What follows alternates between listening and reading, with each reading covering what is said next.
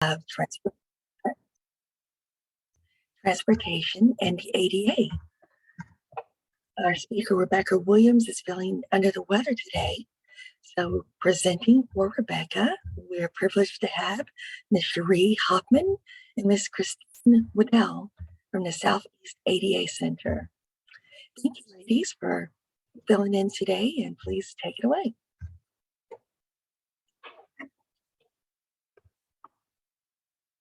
Well, good afternoon, everyone. This is Cherie Hoffman, and Rebecca named this presentation, The Wheels on the Bus Go Round and Round, Transportation and the ADA. Next slide.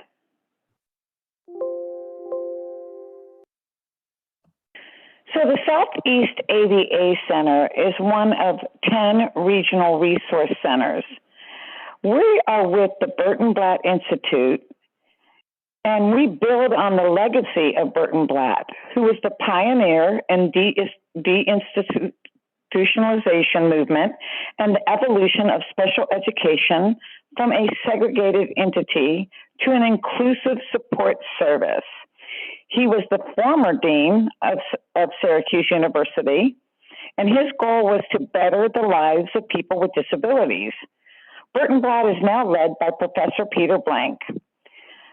Burton Blatt is mindful of the strong ties between one's ability to earn income and fully participate in their communities.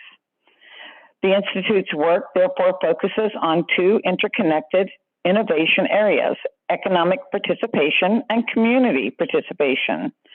Through these programs' development, we have research, public policy, and guidance in those innovation areas. Burton Blatt advances the full inclusion of people with disabilities. So our partnership with Burton Blatt Institute is why Southeast ADA Center is with them. Next slide. As I said, the ADA National Network is one of 10, we have 10 regional centers, and we have an ADA Knowledge Translation Center. We provide a wide range of information, informal guidance, and training on the Americans with Disabilities Act and other federal laws in order to make it possible for everyone with a disability to live a life of freedom and equality. Next slide. What's interesting about the 10 ADA centers is we're all located, as you can tell by the map, in different regions. Each one of us has a particular phone number that dials direct to our center. But let's say you're in California and you find something that you need to talk to an ADA center on. If you dial the 800 number in California, you'll get the Pacific ADA Center. We are in Region 4, and we have 8 states with over 2,200 affiliates at the local, state, and regional level. Next slide. The ADA National Network is funded by the National Institute on Disability, Independent Living, and Rehabilitation Research, which we call NIDLR. It's part of the Administration for Community Living in the U.S. Department of Health and Human Services, per the Workforce Innovation and Opportunity Act that was signed into law on July 22nd, 2014. Next slide. We just put this lovely disclaimer up that has a lot of words on it, but mostly what it says is that we only provide informal guidance. We don't hold the force of the law. Therefore, if we see that somebody needs to go to an agency that has enforcement, we're going to refer them to those agencies. We do provide as much technical assistance as we can on the level of the informal. And I'm going to go ahead to the next slide, and I'm going to go ahead and let Christine take the reins now. Well, it's nice to be with you today. I live on the coast in Mississippi and have spent several years working with our Center for Independent Living here in Mississippi, which is also called LIFE. the transportation issues were among the first that people with disabilities really addressed, because some people are not able to have their own transportation, either physically or financially. And there were some pioneers who absolutely led the way for us in public transportation. And there is so many more options than there used to be. But it covers buses, trains, subways, whatever this thing would be called if I lived in a city that is yellow there, and things like streetcars.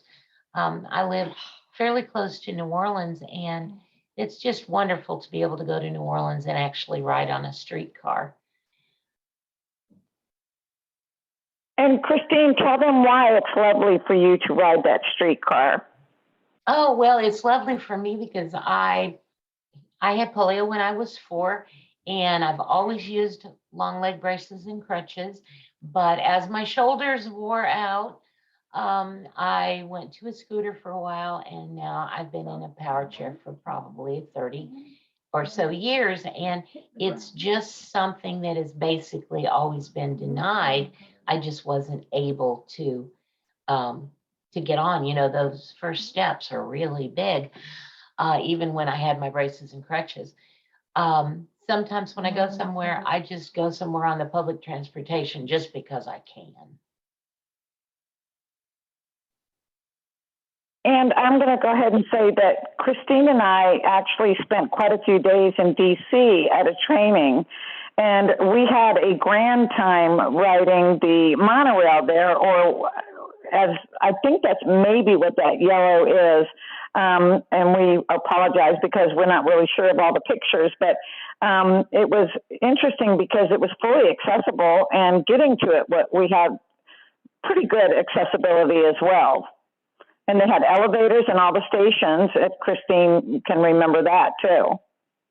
It is always amazing to me to have that opportunity, because for so long, it really wasn't an option for people with disabilities. So it is a wonderful, amazing blessing that this law has been complied with in many areas, not completely in all areas, obviously, but we still have work to do, but it is a great step forward. Next slide.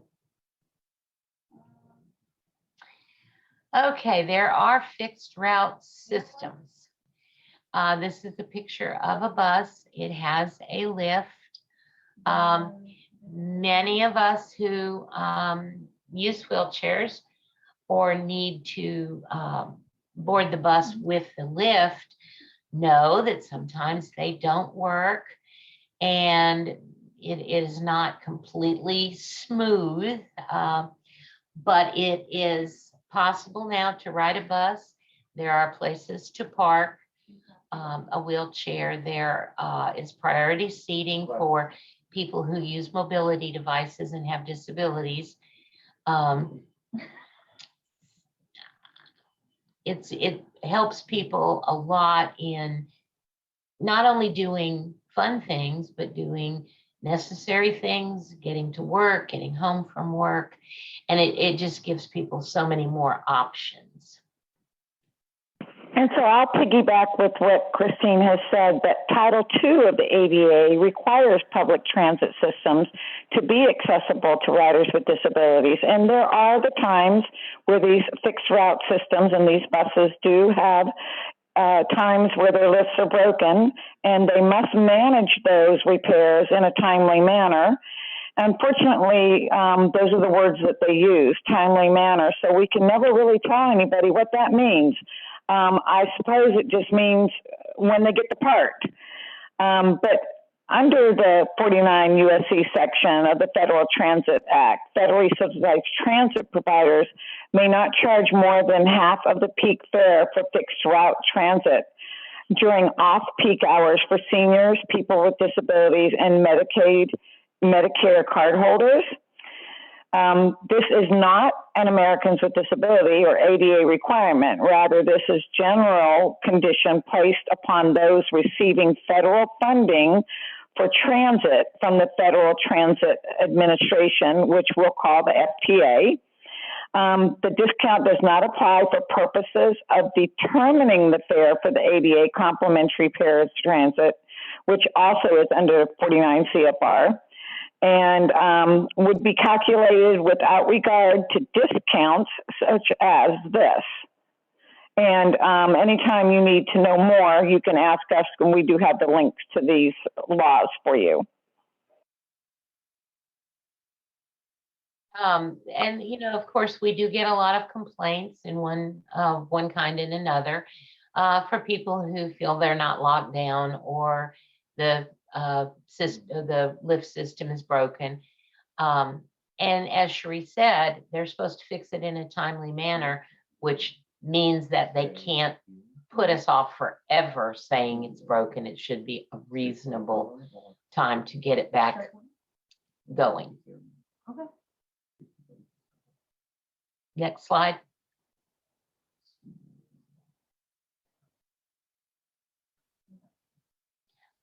So this is talking about fixed route accessibility requirements at bus stops. Many of us who have experienced these things know that sometimes the bus has a lift, but there's no place you can wait and make it apparent that you're waiting for the bus. Places that you can't purchase whatever ticket you need.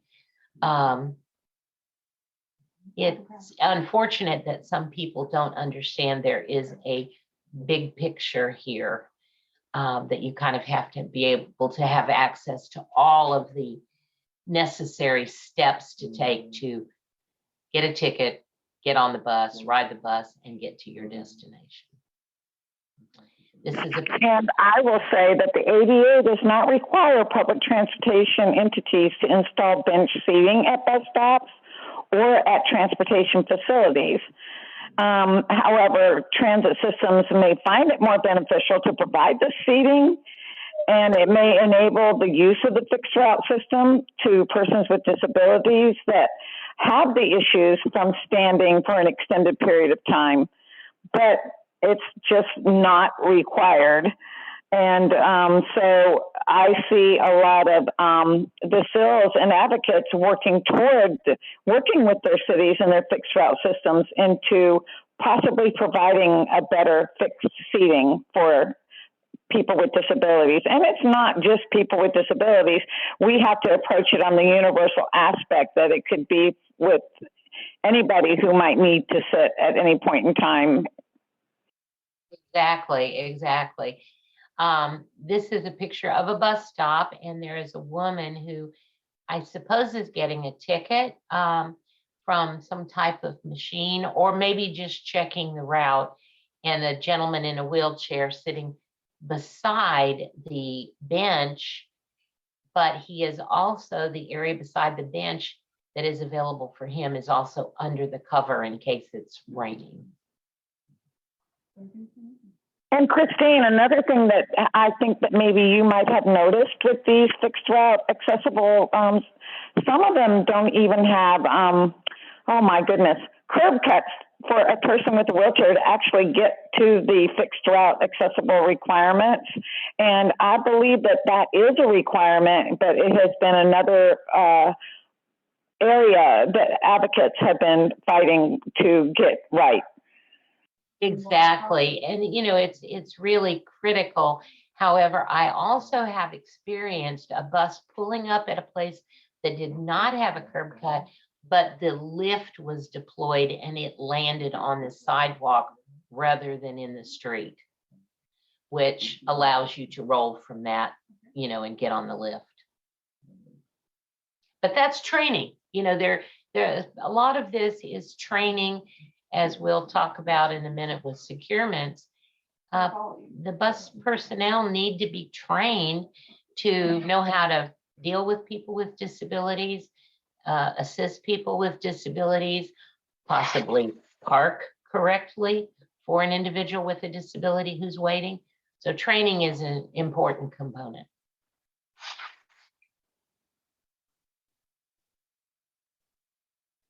Next slide. And here is a bus. Looks like it's to the airport, this one, sitting in a wheelchair on a lift. The requirement for the lift is that it accommodate a regular wheelchair in space, and it hold up to 650 pounds, I believe. Occasionally, there are people with wheelchairs that do not fall into the footprint that is required for a wheelchair.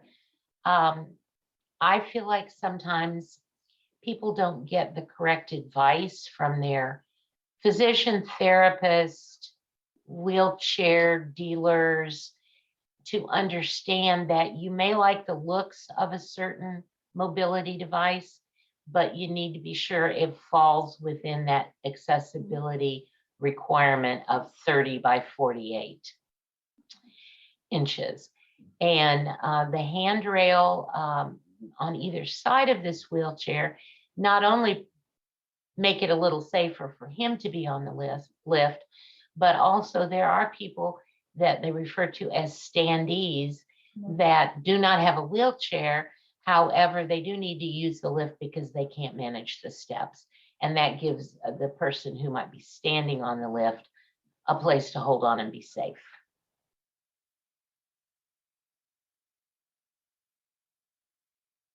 Any other thoughts, Cherie?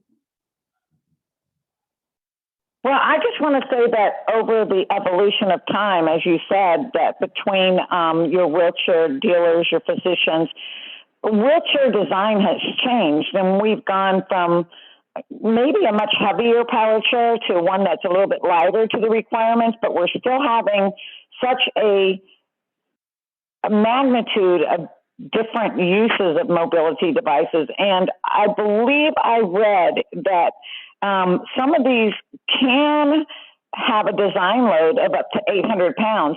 And I have actually seen where one that's just too heavy, this lift cannot. And so it makes it difficult for a person that they might be a heavy person and they might have a power chair and they're just over the weight limit and they're not going to be able to use that lift in a safe manner. And it really does keep them from going places, and it's not their fault. It's whoever sold them the wheelchair and did what they, along the evolution of wheelchairs, we've gone to the very lightweight sport chairs, to the very heavy power chairs. Some of the heaviest I've seen are individuals that are quadriplegic and ALS because they have so many things on them that make them very heavy, and their mobility is very limited, but their wheelchair and them are sometimes just too heavy for a fixed route bus. Well, my wheelchair alone weighs 325 pounds. And then when you add me to it, trust me, I'm not a lightweight person. That starts out pretty heavy, and then you put my backpack on there and I'm really in trouble.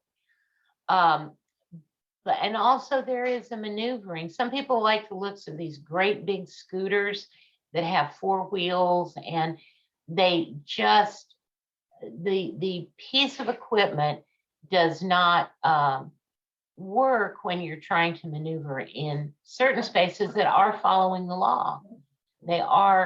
The space is large enough to comply with the ADA, but the vehicle is not. And unfortunately, some of us get really good advice with our equipment and some of us do not.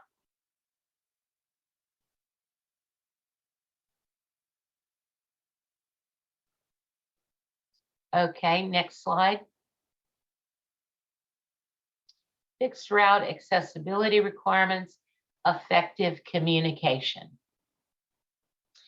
So obviously, when a person is blind or hearing impaired or deaf, they are not going to be able many people will not be able to hear the communication. So there is a requirement that there be a visual board announcing where the bus is going to stop next in the route. Otherwise, that would eliminate the use of public transportation for so many people. And, even just getting older, very often as we get older, we need some of these things and do age into certain disabilities.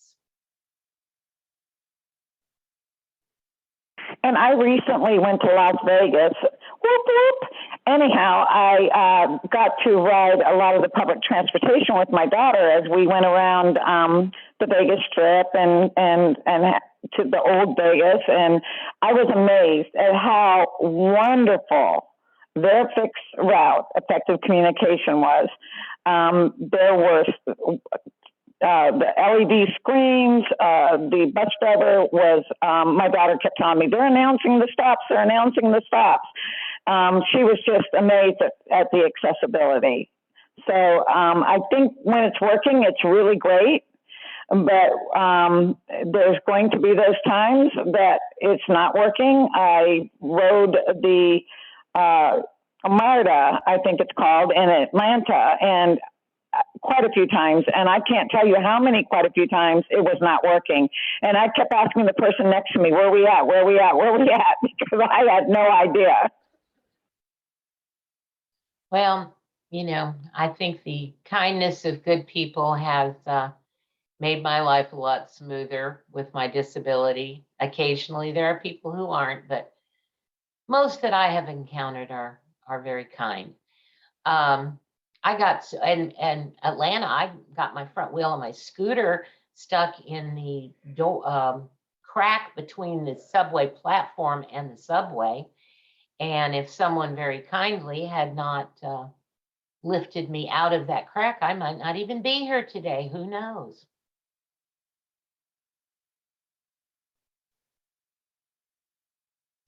Next slide. This is talking about priority seating. There is a bench with 3 seats. On the back of each seat is a blue handicapped dude in a wheelchair symbol. Those are reserved for individuals who can't walk very far, can't walk very well, need to sit down. There's a picture of someone sitting on one of the seats with a cane. Sometimes people do, when the cars are full, sit on those when they don't need to, but the individual who is doing that should, or who is sitting there that doesn't need it, should get up for that person. It's not always possible for everybody to, ride standing up and hanging on. And under the Department of Transportation, Americans with Disabilities Act regulations, bus operators are required to ask a person without a disability to move to another seat if that does occur. Some of these buses are so full that, the bus driver's trying to drive the bus, but it's highly noticeable that then again, we've got your invisible disabilities, and then we've got the fact that might be a person with a disability that has COPD or a heart issue. So it does become an issue when the operator is trying to compel a person to move that may likely need to sit there. Exactly. You cannot judge a person as having or not having a disability because their disability isn't visible. There are many, many disabilities that are not visible that really do require close parking and priority seating and all the elevators and all that kind of stuff, as much as individuals who you can see have a visible disability.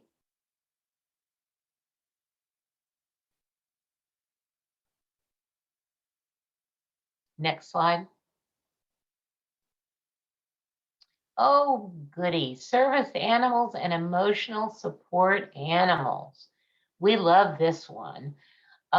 There is a picture of, goodness, a snake that almost looks like a cobra, and maybe a hamster and goldfish and a bird and 2 or 3 dogs of different sizes, maybe frogs, a cat, a rabbit. I'm not sure what that one is on the end, but he's cute. But that has been an ongoing issue for those of us who do technical assistance for the entire 32 years that we have been doing this. Service animals and emotional support animals have different rules. And then to further complicate this, there are a lot of companies who advertise on the internet, and they provide people with false certifications, with false vests, with it's basically a money-making scheme, because there is no certification for service animals or emotional support animals. Service animals are covered by the ADA.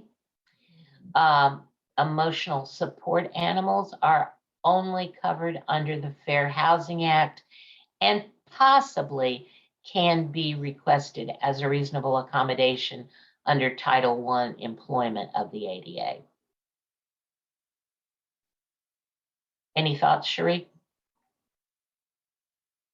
Well, and you know, we do. I can think all the time we've done this. Transit authorities and entities are only required to allow service animals to accompany individuals with disabilities into vehicles and facilities. And I think, like you said, a lot of individuals are trying to take their emotional support animal, because there was some cloudiness about emotional support animals in transportation. But now they're saying only allow service animals individually trained to work or perform the task for the individual with a disability. Now we're back to the fact that you can only ask the 2 questions, and they want to know, I'm afraid to say this, I'm afraid to say that. You just have to get really, really good training to transportation operators. You just really need to be able to call the Southeast ADA Center if you need directions. The regulation is very clear on what is allowed and what isn't allowed. And emotional support animals simply providing comfort. It is not covered under the ADA, and so therefore it will not likely be covered under the Department of Transportation any longer. I always think it's interesting, in the people that I talk to, is there are a lot of people will say, I have an emotional support dog.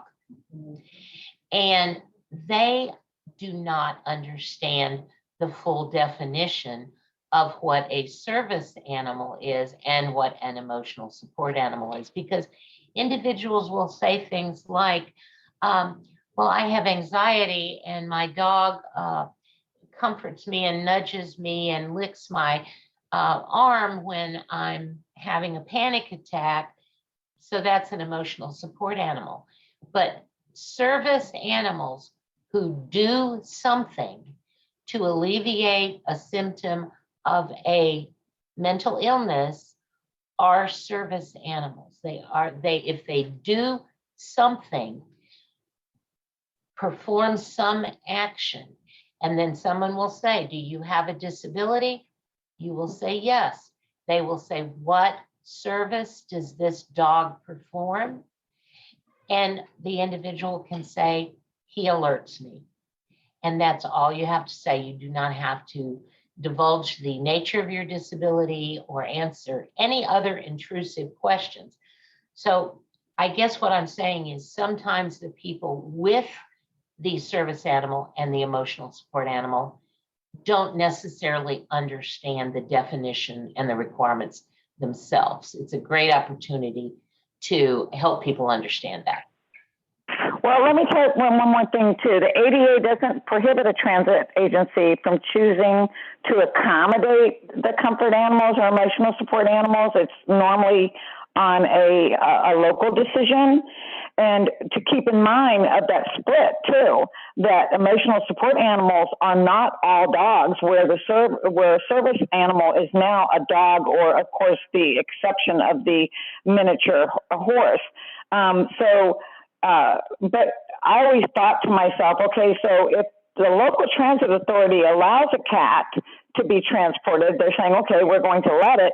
What are they going to do when they get where they're going? Because now they're faced with not being able to go into the Walmart or to the federal building or wherever, because at that point now the ADA does trump it, and the ADA says you cannot come in with that cat. So training, this is a whole nother training. We could go on forever about that, but just so you know that there is distinct definition of the animal as well. Right. And, some, as you said, sometimes it's a choice of whoever you're dealing with. And I think sometimes in certain stores, if you had a cat in a bag and had that bag on your chest, or your back, some are going to say something about it and some are not. So I guess we as people with disabilities sometimes kind of learn where our boundaries are legally and also in our community.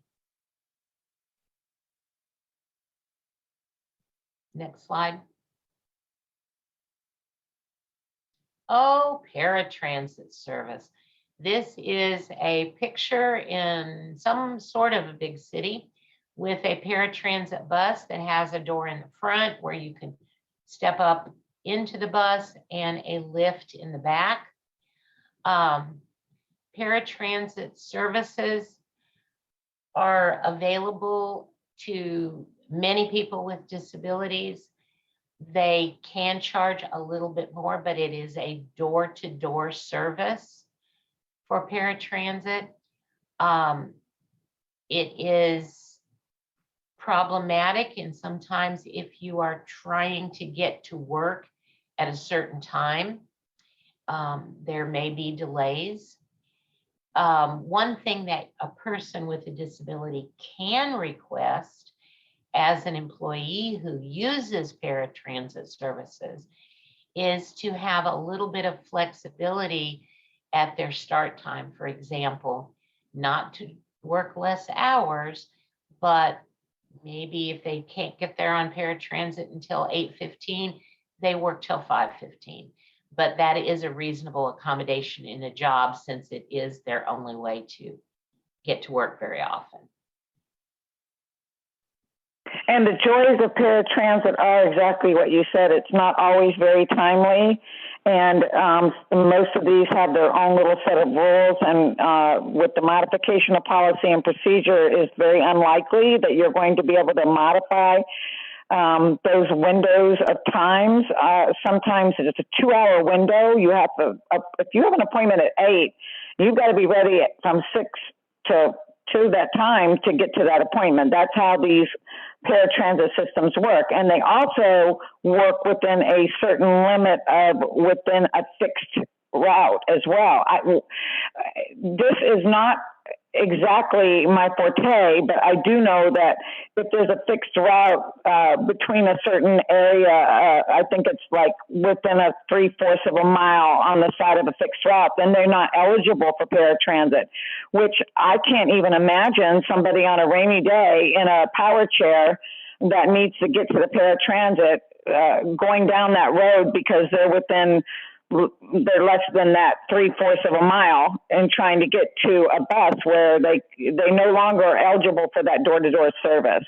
So that is also another day of another completely dedicated training, because paratransit's rules are extremely in depth, and but again, they're predominantly, as Christine said, door to door, but they do have a lot of perimeters and a lot of timelines.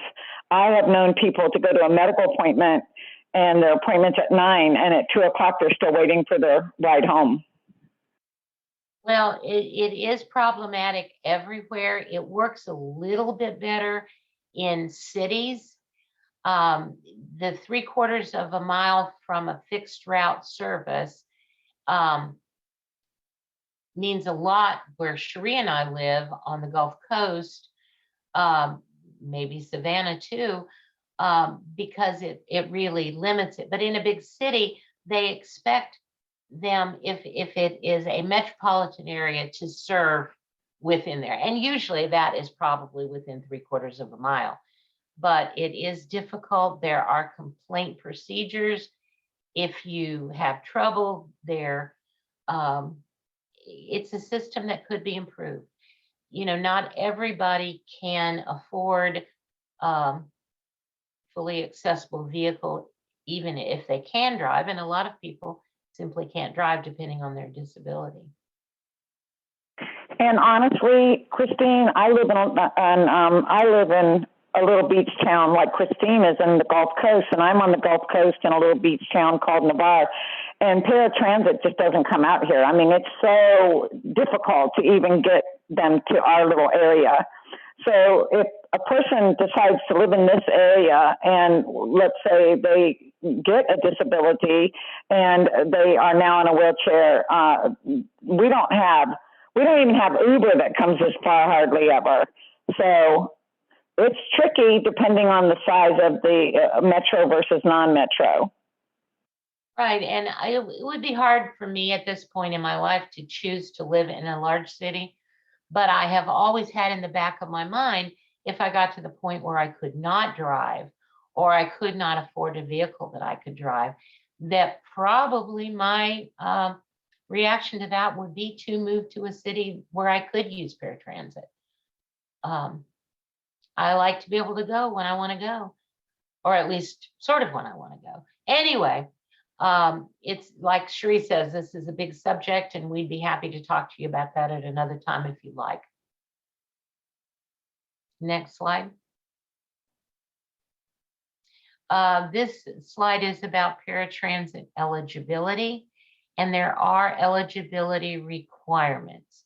They do require medical documentation, that you have limitations such that that make you eligible for the paratransit services.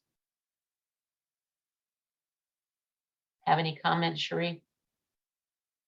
Well, I am reading Rebecca's notes, and she said disability alone does not determine paratransit eligibility. The decision is based on the applicant's functional ability to use a fixed route bus and not a medical decision. We always say that the ADA is a functional and a legal law, and that a lot of laws based on medical decision, but this one is not solely based on medical. It does have functional, and that could come along the lines of cognitive, an individual that might need someone, and this is going to piggyback to the next slide, to a companion rider. So if we go to the next slide.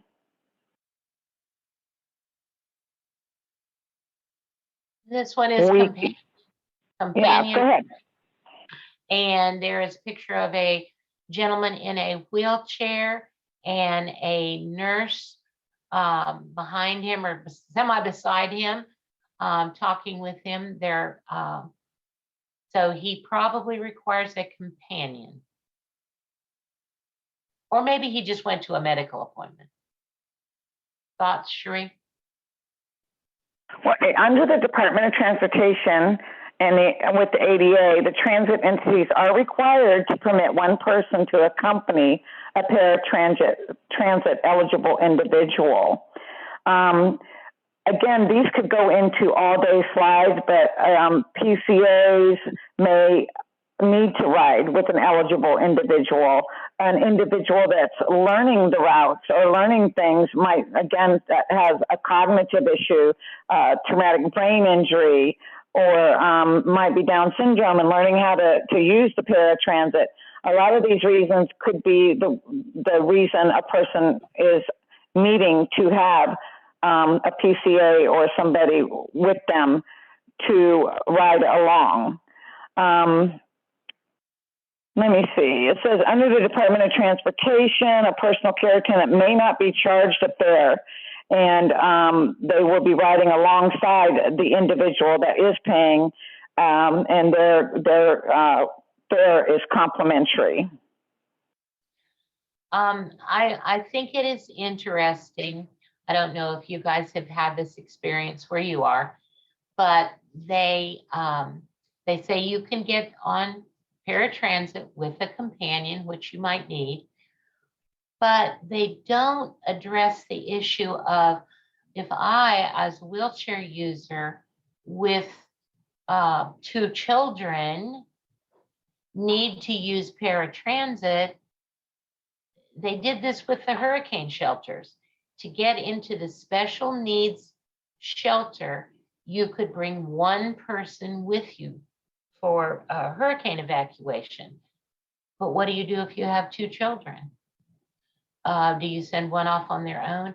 I think some of these things probably need some consideration of a modification, and an organization like Life might be a perfect group to kind of work on some of these issues that don't always make sense depending on the lifestyle or the family or the disability of an individual.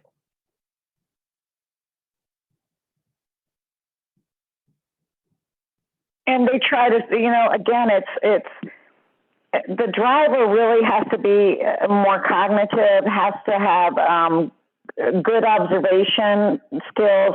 I mean, they say a friend or a family member doesn't count as a PCA unless the companion is actually doing it in the capacity of a PCA. But how do you know? I mean, are they just bringing along a friend because they want a friend to go shopping with them? But, there's the powers of observation. Well, again, we've got that some transit authorities can go beyond the minimum requirements, but there's no requirement for them to do certain things. And again, like Christine said, this is where an organization such as yours can step up to advocacy and advocate for individuals to help them along through some of these muddy waters. I don't know if you all have a transit board, but here on the Mississippi Gulf Coast, I served on that transit board for our bus system for quite a while. And it's really great to have the opportunity to point some of these things out in a human way to people who can make decisions about a transit company. So I don't know if you have anything like that there, but if you do, it might serve you well for somebody in your organization who understands these things to get their voices heard. Okay, next slide, please. Okay, pickup times and late trips. Picture of a great big wall clock. And that, as we have addressed before, and Cherie was talking about, that's one of the biggest problems, is that people have appointments, people need to get to work. There are all kinds of reasons that you have a time, and some people might have to wait outside. There's just multiple issues with that. I don't know how you guys' company does with that issue, but once again, it would be a great point of advocacy. It would be a great point of serving on the transit company's board to bring these things up. I think sometimes when these people look at regulations, they see a regulation. But when they look in someone's face and that person explains something that is totally understandable, and these people have experienced personally themselves, I think it just brings it home to them. Yes, this is an issue. If somebody needs to go to the doctor for a 30-minute appointment, it shouldn't take them 10 hours to do it, Have any thoughts, Shereen? No, you said it perfectly. On days like today, for instance, when we're so hot and muggy, and they just tell the person has to go outside and wait, and this is going to segue to the next slide. Basically, you can't fault a person for waiting inside a door, but then again, there's just so many limits to where they can see the paratransit pull up. And so these agencies really need to establish reasonable windows around negotiated pickup times. Normally these are 20 to 30 minutes, but I can honestly tell you here in our area, they have been up to 2 hours. Yes, I've heard that too. And once again, you guys can make it better. You have the power. You know what you're doing. We can make a difference. And we have to remind that to ourselves on days when we feel like we can never make a difference. Next slide, please.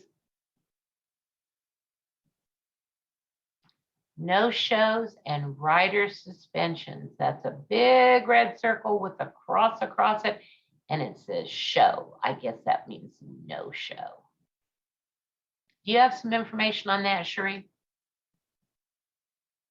I do. Actually, the paratransits may establish an administrative process to suspend for a reasonable period of time the provision of paratransit service to the ADA eligible individual, especially if they establish a pattern of no-shows and missing scheduled trips. And of course, there's got to be intentional, repeated, or regular actions. They have to have a process. They must notify the individual in writing and provide the opportunity for the individual to appeal. And I can honestly say in all my years of doing this, I've had quite a few calls on this, and there's nothing we can do. We don't enforce the law. We said we're informal. And unfortunately, we're going to throw them into the vacuum of their system. But when we say that, we may be referring them to you if they're in your area. So this is another one, like I said, that where we could do this presentation all day long about paratransit and what the FTA and the DOT and the ADA requires, because it's just, there's a lot of negative consequences that could happen to an individual. Just have to know the circumstances surrounding the late cancellations. The person has to have probably a little bit of documentation. But let's talk about this now. Again, like I said, are they doing this constantly? Are they setting these up and just not showing? Are these missed because they're ill or a family emergency? There's reasons sometimes for this. So it is what it is, and they're going to rely on folks like yourselves there at the SIL to help them through that. So next slide.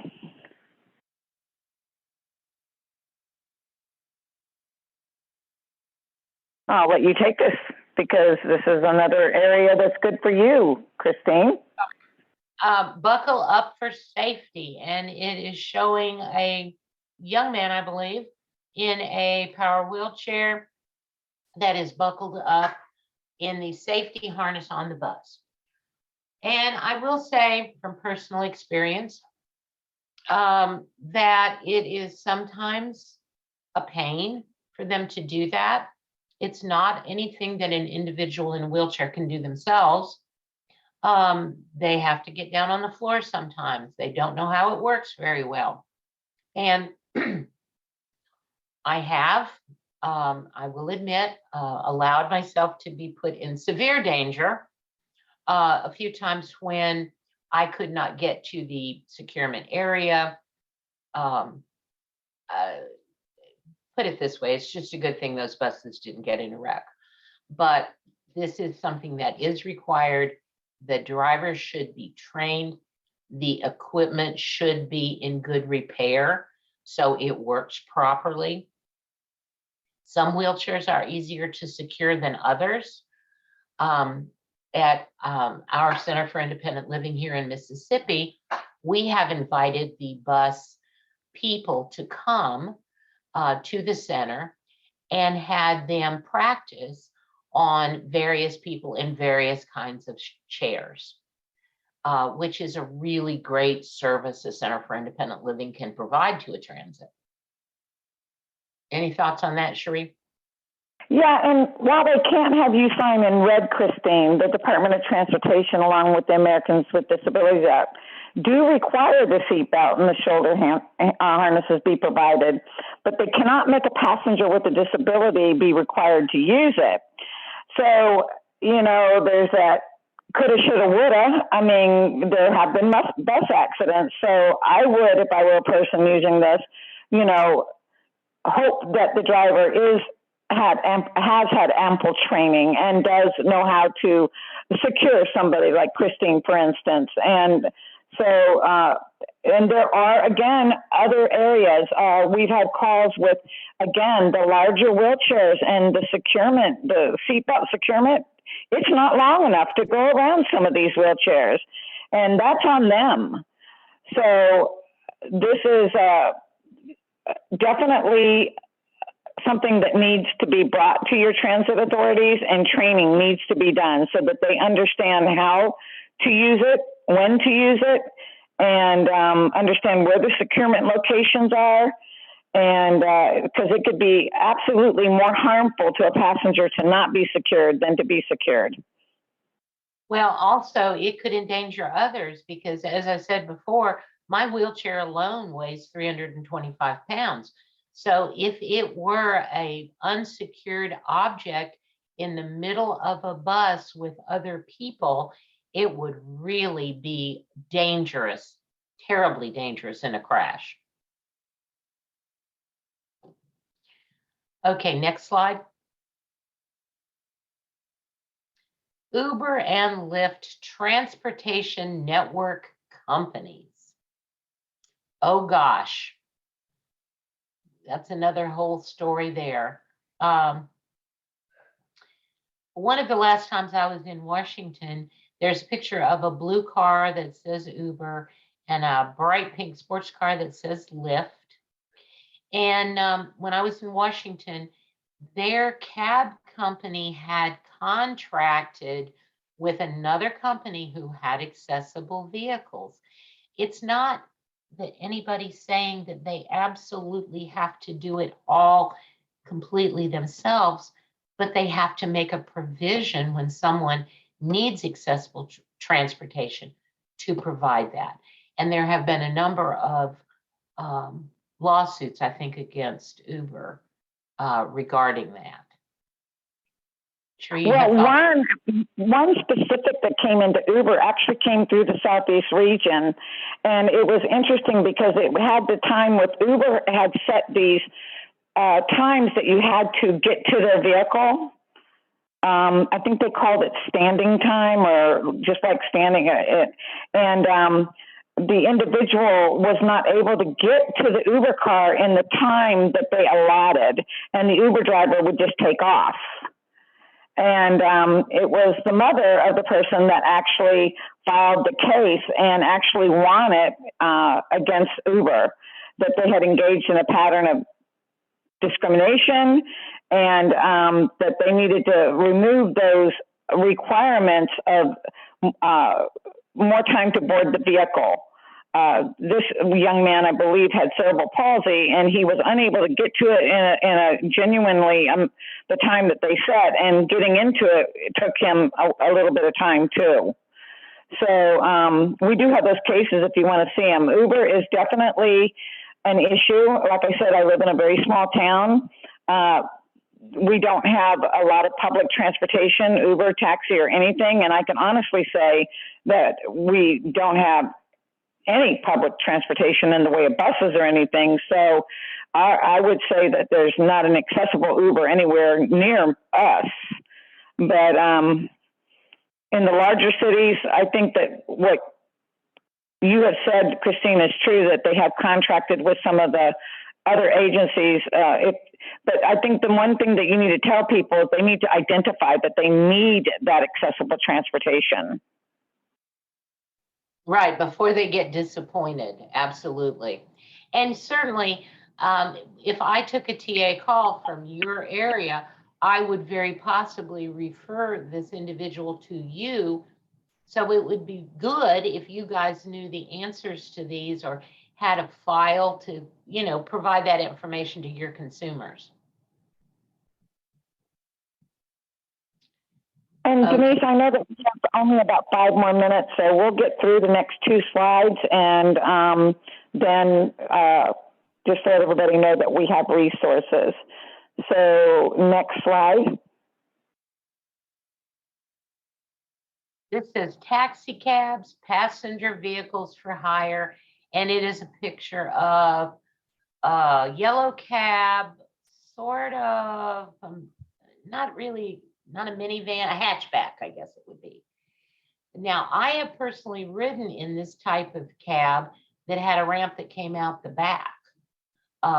Maybe not, might have been bigger than this, I don't know. But there are accessible vehicles mostly in the larger cities. Did you have anything on that, Sheree? I just want to say that this is a very complex law as well, and it really does depend on when it was purchased. There's a lot of different things that taxi cab and passenger vehicles for hire come into. These are considered demand responsive services. Again, a customer needs to make a telephone call. They should let the individual on the other end know, I'm in a wheelchair, what type of wheelchair. The taxi cab services need to make sure their personnel are trained. There's just a lot of things. I think one of the biggest refusals that I've seen in backwards to Uber and these customer response vehicles as such have been service animals less than wheelchairs, them not wanting a service animal in their vehicle. Right, and that is a big issue, and it is not allowed because service animals are covered under the ADA.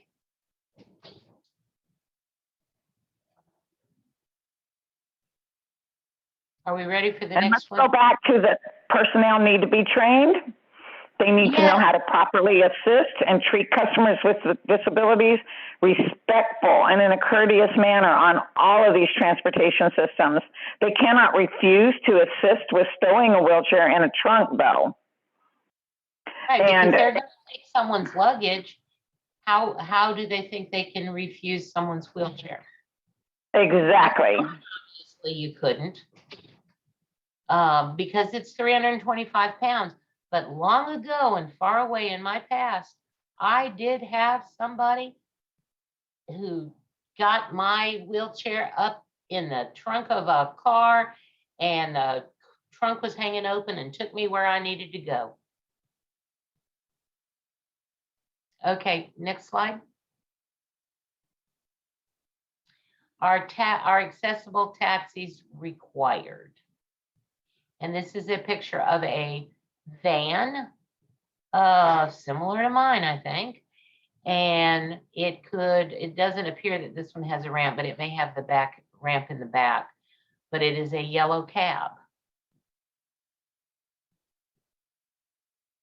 And this is really a difficult one because this is going to come down to, again, when they purchase them, and they're not required to purchase vehicles other than sedan type automobiles, but if they add accessible vehicles to their fleet, then they're required to have a certain number of accessible vehicles in their fleet.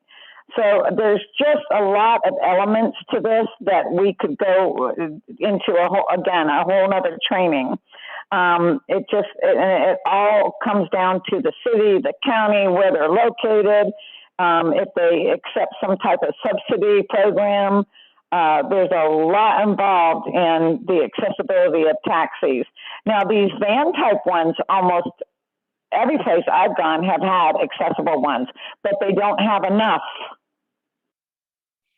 I think that is a really important point, because not only do these people have to consider complying with the law, but also there is a tremendous customer base in people with disabilities. And so it really makes good business sense for them to be able to accommodate individuals who have disabilities or who use wheelchairs. There are a lot of people flying in and out of Washington to various meetings who are going to use their service. And it is customer service. It's business sense to not turn away that many customers. And let me just say this. If the city or county uses a local taxi cab for individuals through a subsidy program, then it is required to ensure that the equivalent service is provided to people with disabilities, including people who use wheelchairs. So the city could either require the taxi company to have accessible vehicles or could engage the services of another company to provide an accessible service that is equivalent to the rest of the service that the voucher program is offering. Again, this is going to come down to everything we want to say in our business is it depends, it's case by case. That's right. And I had an interesting experience. I have AAA. My car broke down in Louisiana, my ramp van, in a rural place, and the closest place that I could get that fixed was, I think 50, 60 miles away. I called AAA. AAA knew of a gentleman in the area where I was broken down who was just a private citizen who happened to have a ramp van, a wheelchair user. He came and got me where my car broke down and took me to a hotel next to that repair shop. So I got my car fixed. And you know, that is service above and beyond that I would never really have anticipated. Good people are out there. I always worry, you know, where if I might break down, and that is just excellent customer service and citizens coming to your aid. Absolutely. So I know that we got to wrap up for you, Denise, and we just want to go to the next slide and tell, the next slide is mainly about where enforcement might be, because of course we're going to use that because we can't enforce it, but we will send a person to either the Department of Justice or the Department of Transportation. People can always file a private lawsuit. I always suggest mediation, alternative dispute resolution. Mediation is really workable, and it does sometimes get heard a whole lot faster than a complaint that has to go through a number of hands, and it just takes sometimes forever. I mean, sometimes it's worth it, but if you can get what you need through mediation and through the advocacy of an agency like yourself, I say go for it. Absolutely. And Christine, if you have anything else to add, we just have some nice, the next 5 slides are a lot of resources that Becky took the time to look up, and they all have hyperlinks. If anybody has any questions, if Angel could go to the last slide. Again, this is who we are.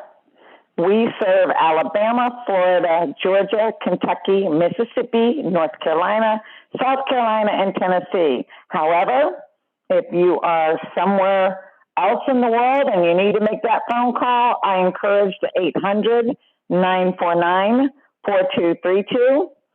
Our direct line, 404-541-9001. And if you email, it's always going to be likely me or Rebecca that pick it up at adaSoutheast@syr.edu. And ADA National Network is adata.org.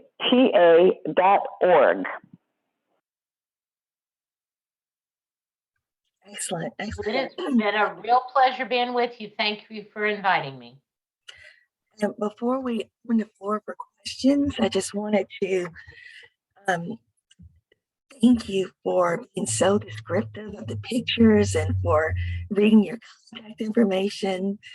That's excellent. Thank you for sharing your expertise. This has been very informative, very thorough. And so I'd just like to open the floor for any questions.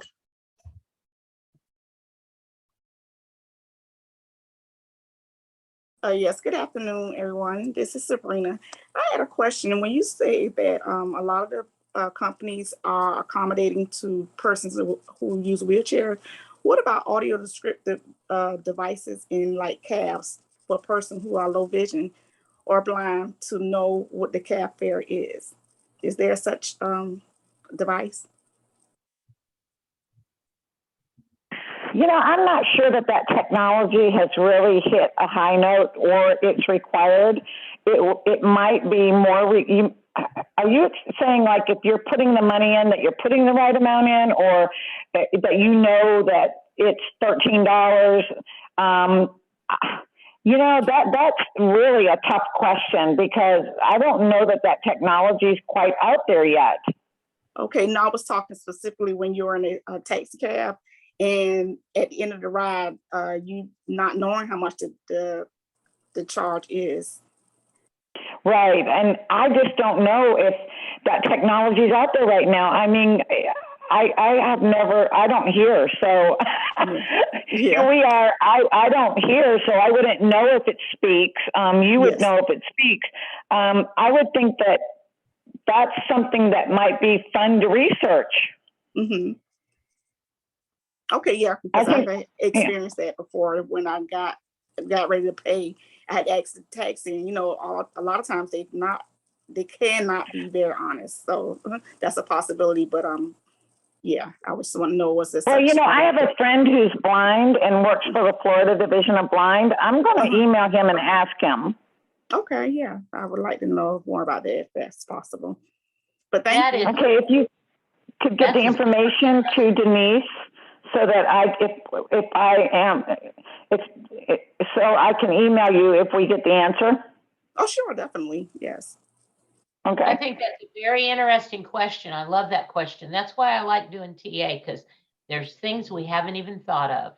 Yeah, and I like your presentation because you made a very valid point when it came down to hurricane evacuation and having if you have a person who have two children, what I'm supposed to decide which one I want to take and which one I want to leave. And, so I thought that was a very good point out. But you know what? And Christine can tell you in all honesty, we both serve on our state emergency preparedness for people with disabilities.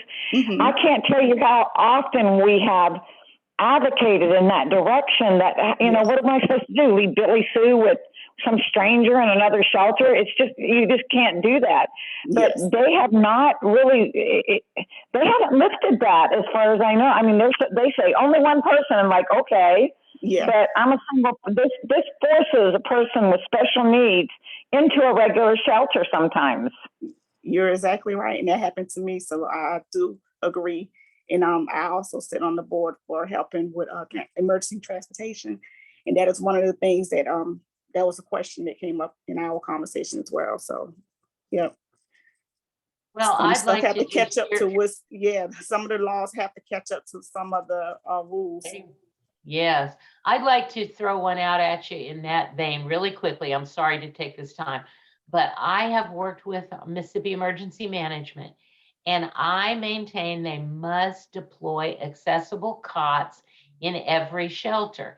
And so they look me in the face and they say, we will have accessible cots in that shelter within 72 hours.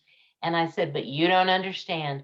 There are people with certain disabilities who would be dead if they had to stay in their wheelchair for 72 hours. Mm-hmm. So deploy those accessible cots. Yeah. And that sent chills up my legs because I lost a dear friend to someone who had to be in her wheelchair for 72 hours in a shelter. It just goes back to they need training. They need to understand that these people are being forced into shelters that they can't go to the special needs one. And here's Christine that requires her wheelchair to be powered. And now we have no power. Here, all our shelters have generators now, all of them. It's required because there's just not enough special needs shelters for individuals that require that power. You're so right. There's not enough accessible cots. There's not enough accessibility, period. It's just an ongoing effort that all of us have to stay, again, we have to be very cognitive. We have to stay on these boards. We have to keep working with the people that do not understand disability. And we have to approach it and let them understand that we always say that there's no membership to this club. Yeah, definitely. Right, good questions, good information. Does anyone else have any questions or anything they'd like to add?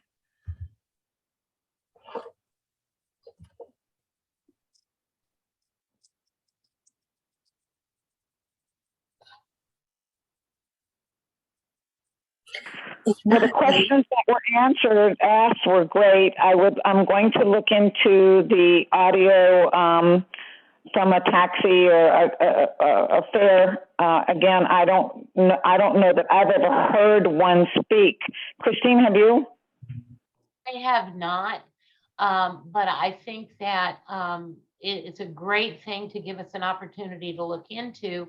And, you know, anybody who wants to discuss anything at any time can always call our 1-800-949-4232. And we just love to talk to you about any issue that you have or that comes up.